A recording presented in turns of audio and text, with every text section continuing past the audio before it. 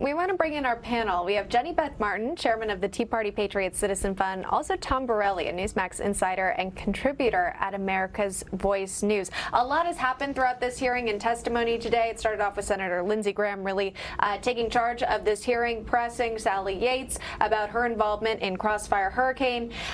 Jenny Beth, we'll just start with you here. Give us your overall thoughts about what's transpired so far. Well, one thing that we were just listening to that really concerns me is she's trying almost, the impression that I get is that she's trying to make it seem like the department is so large, she's overseeing so many people, perhaps she maybe missed something because she's responsible for so many people.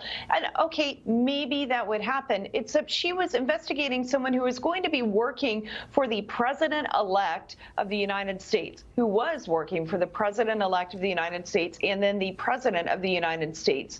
She knew full well the importance of getting that kind of FISA application right, and she didn't. And you don't get to be that irresponsible and sit there and point fingers and pretend like you're not really to blame and that the buck stops nowhere.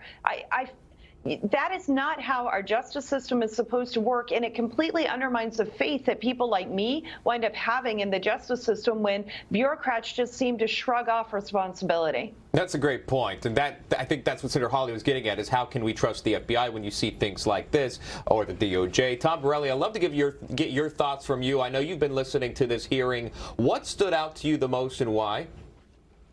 Well, Shaun, taking a step back, what I see is all roads lead to former FBI Director James Comey as really being the one who's going to be the fall person for all this. Because we have Yates playing dumb, I didn't know. We had Rod Rosenstein, I didn't know. These people were just, to Jenny Beth's point, they were just rubber stamping the secret spying on American citizens. So that's a problem in the first place. But I think right now they're all going to be blaming Comey. I think all the roads are leading there. And let's not forget the culpability of the Obama White House.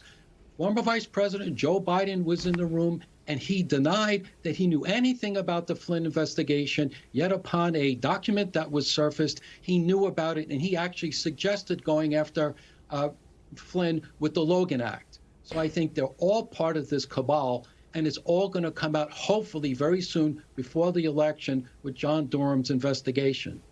Yeah, still waiting for that. Of course, great insight from you both. Thanks for coming on today's program and analyzing it quickly.